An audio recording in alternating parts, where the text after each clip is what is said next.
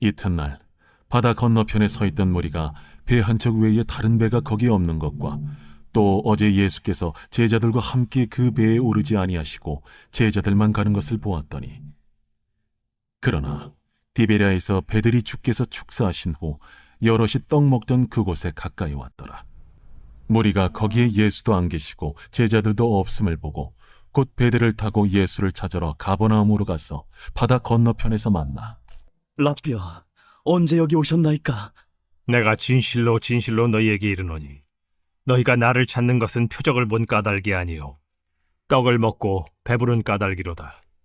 썩을 양식을 위하여 일하지 말고 영생하도록 있는 양식을 위하여 하라. 이 양식은 인자가 너희에게 주리니 인자는 아버지 하나님께서 인치신 자니라. 우리가 어떻게 하여야 하나님의 일을 하오리이까? 하나님께서 보내신 이를 믿는 것이 하나님의 일이니라. 그러면 우리가 보고 당신을 믿도록 행하시는 표적이 무엇이니까? 하시는 일이 무엇이니까? 기록된 바 하늘에서 그들에게 떡을 주어 먹게 하였다 함과 같이 우리 조상들은 광야에서 만나를 먹었나이다. 내가 진실로 진실로 너희에게 이르노니 모세가 너희에게 하늘로부터 떡을 준 것이 아니라 내 아버지께서 너희에게 하늘로부터 참 떡을 주시나니 하나님의 떡은 하늘에서 내려 세상에 생명을 주는 것이니라. 주여, 이 떡을 항상 우리에게 주소서. 나는 생명의 떡이니 내게 오는 자는 결코 줄이지 아니할 터이요 나를 믿는 자는 영원히 목마르지 아니하리라. 그러나 내가 너희에게 이르기를 너희는 나를 보고도 믿지 아니하는도다 하였느니라. 아버지께서 내게 주시는 자는 다 내게로 올 것이요 내게 오는 자는 내가 결코 내쫓지 아니하리라. 내가 하늘에서 내려온 것은 내 뜻을 행하려 함이 아니요 나를 보내신 이의 뜻을 행하려 함이니라.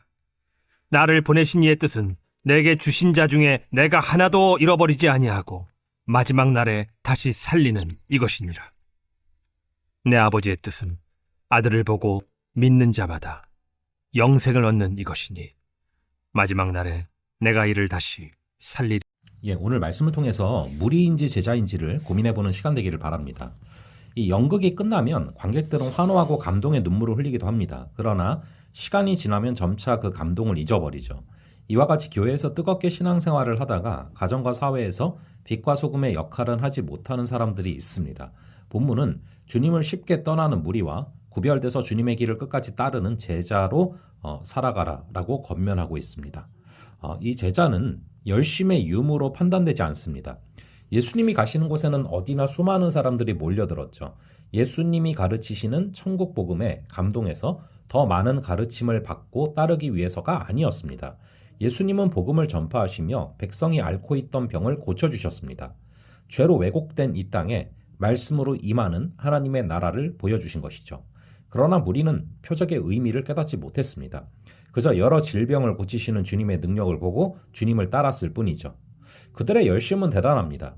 디베리아에서 오병이어의 이적을 체험한 무리는 다음 날 예수님을 만나기 위해서 배를 타고 바다를 건너서 가버나움까지 쫓아옵니다. 이 열심은 참된 믿음의 발로가 아니라는 것이죠.